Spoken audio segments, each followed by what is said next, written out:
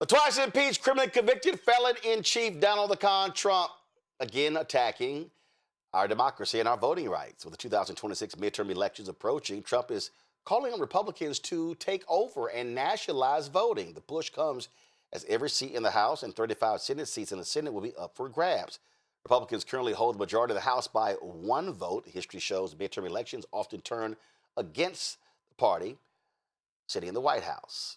2025, MAGA pushed for mid-decade redistricting to gain additional House seats. Well, just last month, Trump warned Republicans they must win the midterms or he could face impeachment. This is what he actually said today. When he was questioned in the Oval Office about his nationalization comments. And what exactly did you mean when you said that you should nationalize elections? And which 15 states are you talking about? I want to see elections be honest. And if a state can't run an election, I think the people behind me should do something about it. Because, if you think about it, a state is an agent for the federal government in elections. I don't know why the federal government doesn't do them anyway. But when you see some of these states about how horribly they run their elections, what a disgrace it is, I think the federal government, when you see crooked elections, and we had plenty of them, and by the way, we had them last time, but go to 2020 and look at the facts that are coming out. Rigged, crooked elections. If we have areas, take a look at Detroit, take a look at Pennsylvania, take a look at Philadelphia. You go take a look at Atlanta. Look at some of the places that horrible corruption on elections. And the federal government should not allow that. The federal government should get involved. These are agents of the federal government to count the votes. If they can't count the votes legally and honestly, then somebody else should take over. I hope y'all notice he only named the places where there are black people in significant numbers. But he's been doing that since 2020. Remember, who did he target after he lost in 2020? Atlanta, Philadelphia, Milwaukee, Detroit. That's what's going on here. It's clear. Cliff Albright, Executive Director of Black Voters Matter, joins us right now. Cliff, I don't understand why states are an agent of the federal government. Go to my iPad, Anthony. There's a thing, Cliff, that this idiot's never read the Constitution. The 10th Amendment states, the powers not delegated to the United States by the Constitution, nor prohibited by it to the states, are reserved to the states respectively or to the people. The reality, Cliff, is we don't have federal elections. Elections are actually governed by states, state election boards, state law. Now, there are things that Congress can do, because when you're talking about presidential races, U.S. Senate races, congressional races, but even still, that's working in concert with the states. But you notice, he said nothing about Alabama, Mississippi, Arkansas, Texas, Florida, South Carolina, Nebraska, Idaho, North Dakota, South Dakota. Oh, he made no mention of any red white states. Yeah, and to be clear, what's going on, Roland? And to be clear, for folks that are watching, you may see some other clips, some interviews that have been done from some of these other Republicans where they're trying to clean up what he said. You got them out there trying to say he's talking about the SAVE Act, right? Which is bad enough, which is about, trying to have voter ID in order to keep something from happening, which literally never happens, which is non-citizens voting. But that's bad enough. But they're trying to cover up what he said to say, oh no, he was talking about this other thing.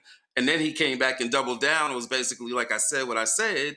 And what he said is exactly what you played, which is that he thinks that they ought to be able to go in and take over these elections in these states. And to be more clear, really, he's just talking about certain cities in these states, as you correctly pointed out, when they tried to overturn the 2020 election. He was really complaining about Atlanta and Detroit and Philadelphia, right? All these black cities. And so this is consistent with what he's been saying.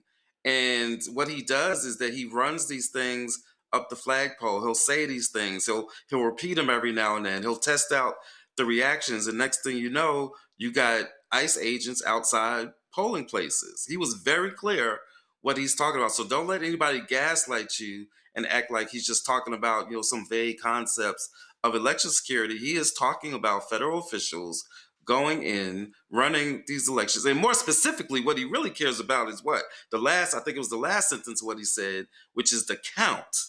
He said, we need to be able to come in and do the counts.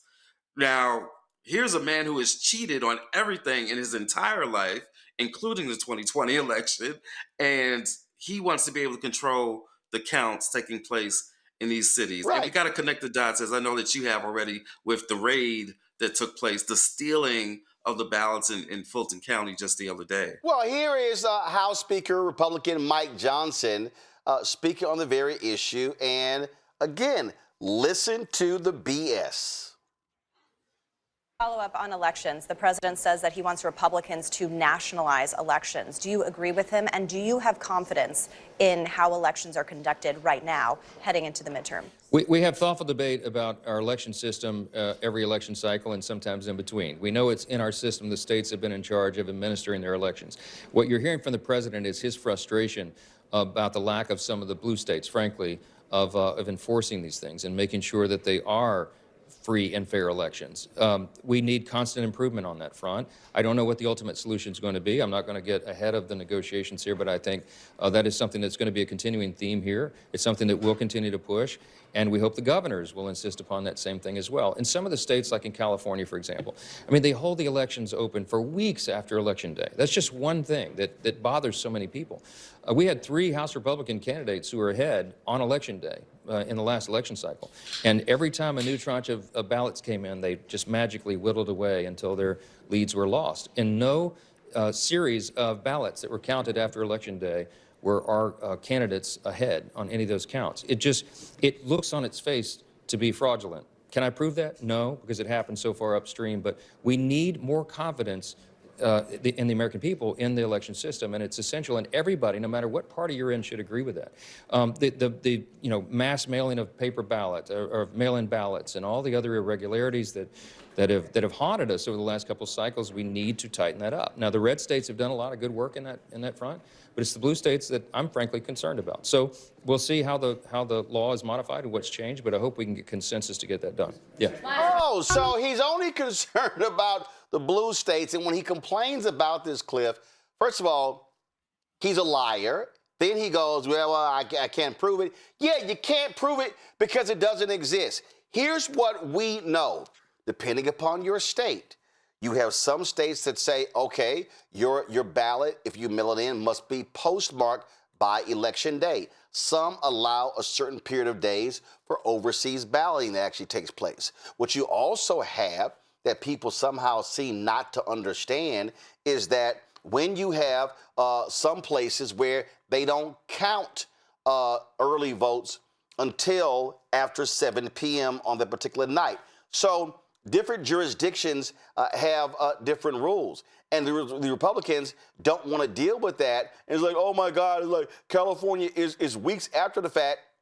Yes, because, again, if you allow folks for mail-in, and see, here's the real deal. They hate the fact that, and this is what we know, they are on record. If more people in America vote, they stand a higher chance of losing. They want fewer people voting, Cliff. Clearly, and I wish I had $1 every time one of them was caught on camera or some recording somewhere admitting as much, hoping that the weather is bad, hoping that, the voter ID does what it was designed to do in order to keep Democrats writ large, but more specifically Black and brown voters from being able to vote. Like, they've been very clear about what it is that they're trying to do. And in fact, if you listen to what in that clip, what Mike Johnson said at the very beginning, where he's talking about the states having jurisdiction over these elections, and he says the states have been running these elections. He doesn't say the states are. It doesn't say the states are supposed to. He doesn't say that the states are going to continue, right? He says the states have. I mean, he has not taken off the table doing exactly what it is that Trump wants him to do, right? Which is to try to federalize, to nationalize, or at least to excuse and turn a blind eye when Trump tries to do whatever he's going to try to do. And so this is a very serious situation. But we've, as we always say, we've got the power to do something, right? As voters, as organizations, as journalists like you. But we also need folks to be having folks who have elected power in some of these states, especially the blue states that they're targeting, to be very mindful, right? To not wait for November, whatever, and then be surprised if there's some attempt to try to federalize these and nationalize these elections. We need them to be taking some steps right now to prepare for that. Whether it's steps like, what some of the states are doing now. Tish James just said something in regards to ICE and the way that they're going to be monitoring ICE. But we've got to make sure that states are prepared to push back if there is any attempt to nationalize these elections. And we have to also keep in mind that it's not just blue states, because as I mentioned before, and as you mentioned, Atlanta is not a blue state, No. right? At least not yet. But they are very, Georgia, I should have said, is not a blue state yet, but Atlanta is a blue dot within this state that they very much want to try to take over. And that's what that raid was about the other day. It's part of a process by which they're trying to take over the Fulton County elections. Well, and the other thing is this here, and this is what is so laughable. There were many Republicans and Democrats on the ballot in all of these states. Mm-hmm. The only candidate, the only person who is whining is the person who lost in 2020. So what Donald Trump is saying, that everybody else is on the ballot, every gubernatorial candidate, every U.S. Senate, every U.S. House, oh my God, all of them, all of their elections were fine except mine, but it was the same one as everybody else. And we have to remind people, again, Mike Johnson says, can I prove it? No, but like it's not something that's been investigated. The last election was one of the most recounted, audited. I'm sorry, not the last election, 24. That needed to be. We needed more audits in 24, but that's another story. But the 2020 election was one of the most recounted, audited elections ever. Right, even here in Georgia, 3 separate accounts, machine and by hand, and yet they never, and keeping in mind that all this stuff that he's saying, oh, take a look at Georgia, take a look at Pennsylvania. Guess what? They've been looked at. The courts looked at them. He had like 60 cases where courts were looking at them, and every single one where they asked for some evidence of what he was talking about, there was no evidence, right? Rudy Giuliani facing all kinds of lawsuits because he was out there running his mouth, claiming that some stuff happened that absolutely did not happen, that they had absolutely no evidence for. So all of this has been looked at. And for Mike Johnson to act like this is just, something that there's no history of, no documentation of, that hasn't been, litigated, is just, if Mike Johnson's mouth is moving, he's lying. Right. And so at the end of the day, again, we've got to take these threats, these comments, we've got to take them very seriously. We've got to put aside this notion of American exceptionalism, because even as we're talking about this right now, there are some folks out there listening saying, oh, but that could never happen, right? Because this is America. Like, surely there aren't elections that are just nationalized. Like, surely you couldn't have federal troops or ICE agents at polling places, right? There's still, even after everything that we've seen, there's still some of us that, want to believe that there are certain things that could not happen in this country, in spite of everything that we've seen, and not just everything that we've seen recently, but in spite of our history in this country, ever since we've been here, and particularly in the ways that Reconstruction was ended. You had Black elected officials that were literally dragged out of chambers, who had been elected to these chambers, right? And so we need not confuse ourselves and think that something like this, something like what he's proposing, couldn't happen here. Last point for folks who don't understand. If you don't vote, then you allow these folks to win and for them to be in control.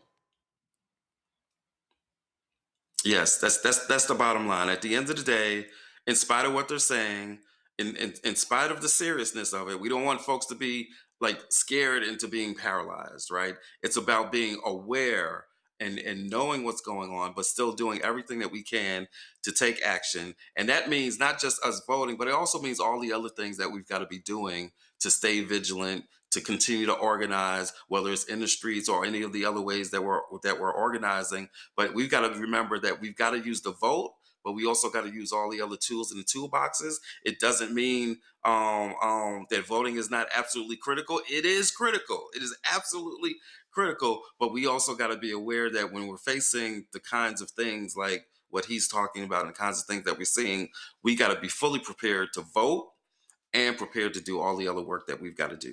All right. If we do that, Yep. we win. Indeed, indeed. Cliff Albright, we appreciate it, man. Thanks a lot. Thank you. Bringing my pound, Dr. Mustafa Santiago Ali, former senior advisor for environmental justice at the EPA, joining us from D.C. Win Cooney, CEO, co-founder of Politicking out of D.C. Joe Richardson, civil rights attorney out of Los Angeles. I'm going to play for y'all. This is 1981. Paul Weyrich, we played this many times before, founder of the Heritage Foundation, founder of the Moral Majority. This man was frankly seen as a little g god by the right wing. This is what he said in Dallas in 1981. And this is what the GOP believes in 2026.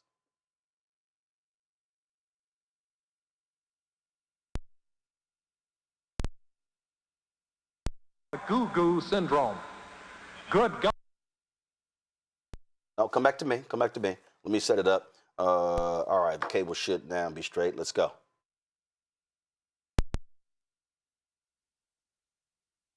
Now, many of our Christians have what I call the goo-goo syndrome. Good government. They want everybody to vote. I don't want everybody to vote. Elections are not won by a majority of people. They never have been from the beginning of our country, and they are not now.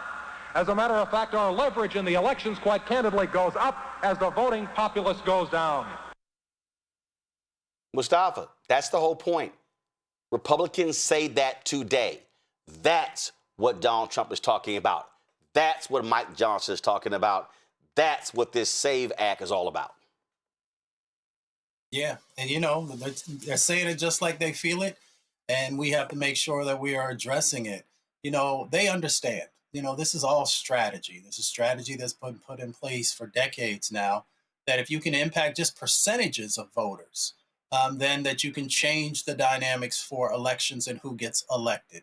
And we have to understand that dynamic as well. You know, we talk about on the show regularly about just getting enough of our additional folks who have not voted to vote and how you can reclaim your power.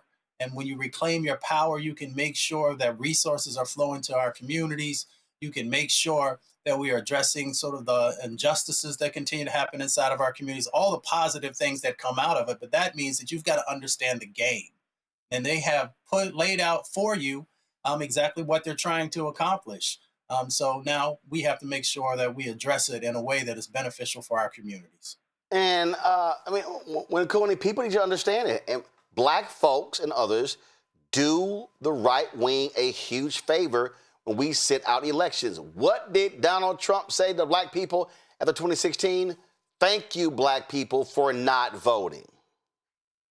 Well, Roland, we know that they plainly say, I don't want everyone to vote, because we know the concept of civic engagement is an inherently liberal one, right? The concept of inclusivity is an inherently liberal concept, right? It goes everything against what conservatives stand for. When we think about how many people didn't vote in 2024, it's close to 90 million people. So Donald Trump is effectually right. Thank you, Black people, brown people who had the right to vote right now due to the forefathers fighting to make sure that we did have the right to vote, but still are facing this crippling voter apathy, right? That I think a lot of Black and brown people are facing. They just simply do not care enough to be engaged about what's going on. And I think I'm speaking to my generation here when I say it's not enough to go on Twitter and Facebook and X and all the rest of Truth Social and to express your opinions there when you're not going out to the polls and voting. And this is my issue with the younger generation, is oftentimes we're very vocal online and we're not vocal at the ballot box. And we need to make sure that we're doing both. Joe, people who don't understand history don't realize that everyone didn't used to be elected. The reality is this country was positioned for landowners, mainly white landowners, to determine America's politics. The Electoral College is a compromise for that very reason. And the reality is the House and the Senate, they used to pick, or state legislators used to pick who represents them, not the people. People need to understand, America is not a democracy. America is a republic. And the difference between the two is a republic is we vote on people to represent our interests versus direct. Republicans hate democracy. They hate it. We have examples, Ohio, Utah, Michigan, where the voters decided on bills and they were like, yeah, we can overturn the will of the voter. We don't care. These were state constitutional votes, and they said, nah, we think differently. They overruled the will of the people. Yeah, I mean, we excuse me, we never were democratic in the truest sense. And that's what makes it really important for us to all vote, because they know that even with this imperfect, not totally democratic system, if we all vote, they will still lose. They know that. They said it out loud for many, many years. And so when the Electoral College is flooded, where state by state, everybody that can vote does, and people get off the bench and get in the game and vote, then folks win that Republicans don't necessarily want to win.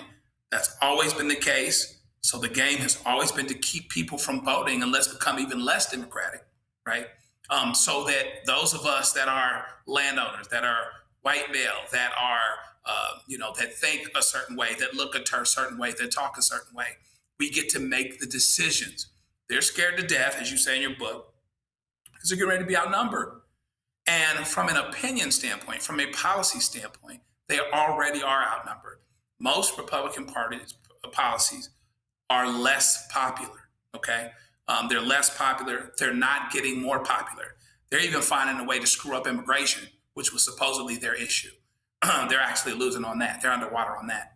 And so if they can continue to make the suggestion to people that it's too hard to vote, that it's not worth voting, or that your vote doesn't count, now you're not going to vote. And they say, thank you. We have to vote so overwhelmingly that even for the votes that get stolen, that get confused, that get lost, they still lose. Because when we show up and vote, they lose. And they know that. And it's about time that we act like we know that, so that we do everything we can. Too many people fought, died, bled for the right to vote, and people sitting on their behind, particularly people of modest means. I love my brothers and sisters, but you out here on Section 8 and you think you're chilling and everything is well, you better be careful. Your Section 8 might go away. Then what? You better vote like your ass depends on it. Put it to you that way. Indeed, indeed. All right, folks, we'll keep seeing what these folks want to do, but trust me, they're serious about this.